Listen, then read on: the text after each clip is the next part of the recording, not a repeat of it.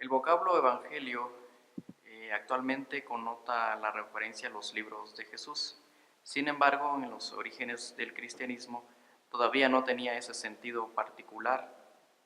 El sustantivo como tal, evangelio, comúnmente lo relacionamos con buena noticia, pero en un contexto amplio grecorromano y además judío, el vocablo tiene una connotación más específica, tiene que ver con una noticia importante.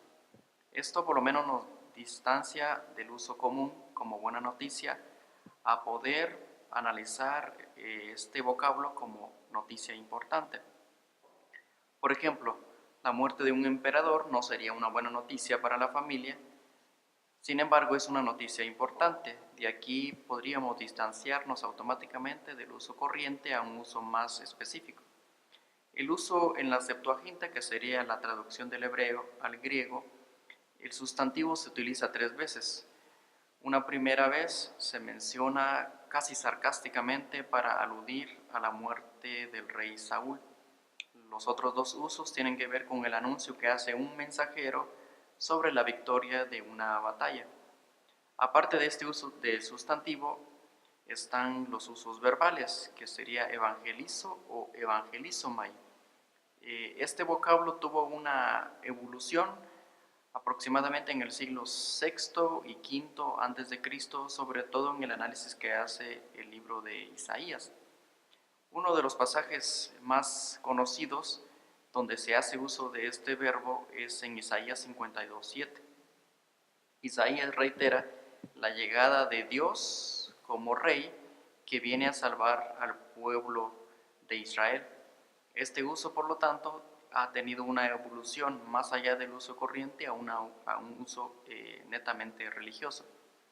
Bajo esta misma idea, los evangelios sinópticos, incluyendo el evangelio también de Juan, utilizan casi el mismo sentido que hace Isaías.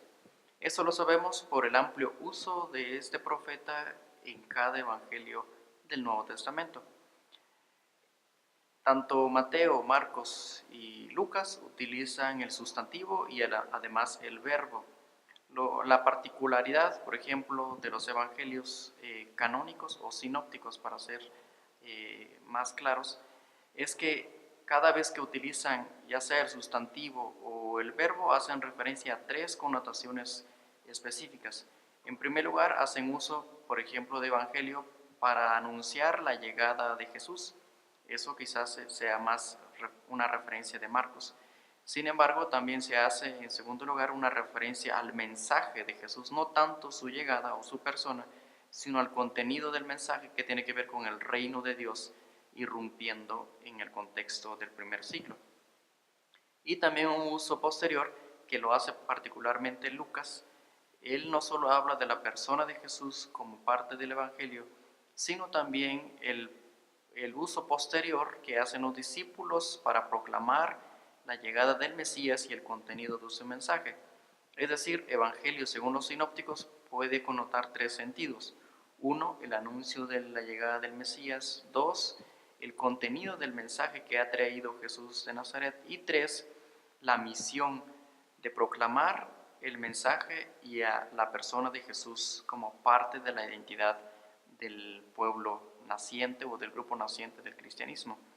Es decir, incluso los que llevan el mensaje del Evangelio se les adjudica el título de evangelistas. Posteriormente o actualmente el uso del vocablo o del término evangelio se llegó a un consenso a catalogar estos libros como un género literario. Fue David Aune quien adjudicó los evangelios como una novedad en el primer siglo de un aspecto literario más allá de las cartas o las epístolas de la época. Y en ese caso podríamos matizar en qué manera se diferencian o el uso particular que se le hace al género literario llamados evangelios. En primer lugar, los evangelios sinópticos o canónicos tratan de adjudicar en primer lugar o seguir una tradición evangélica que ya venía desarrollándose. Lucas, por ejemplo, el evangelista Lucas, en Lucas 1:1 dice que anterior a él habían otros escritos en torno a la figura de Jesús. Por tanto, lo que hacen los escritores de los evangelios es recopilar o recoger ciertos dichos, ciertas narraciones en torno a la vida de Jesús y tratar de ordenar, y esa sería la novedad de los evangelistas, ordenan la vida de Jesús de una manera cronológica. Por ejemplo, todos prosiguen un énfasis en el ministerio y posteriormente hasta la muerte y resurrección de Jesús.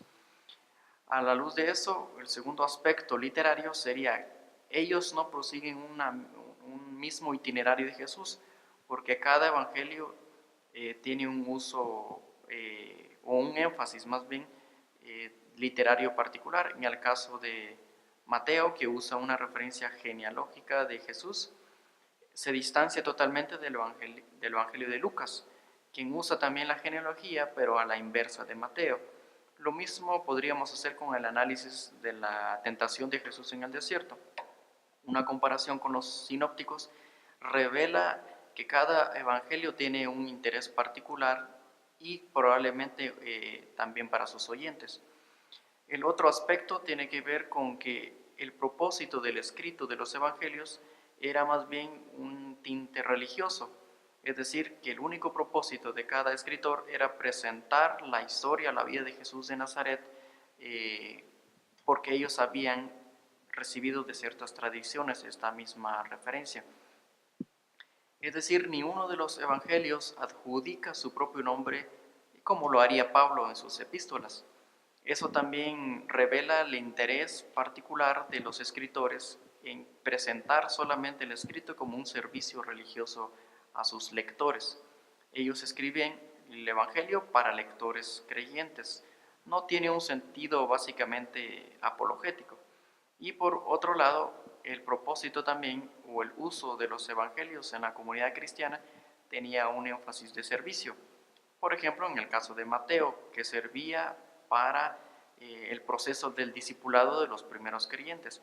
Así que el vocablo como tal, evangelio, ha tenido una evolución. Los escritores cristianos del primer siglo le han dado un tinte diferente al género evangelio, porque han ordenado la vida de Jesús y también el mensaje que ellos han transmitido a la luz de todo el ambiente religioso de una tradición oral sobre la figura de Jesús de Nazaret. Eso nos permite, por tanto, concluir que utilizar el vocablo evangelio significa el anuncio de una noticia importante. El anuncio en este caso sería la llegada de Jesús como el Mesías, pero también el fuerte énfasis al contenido del mensaje de Jesús.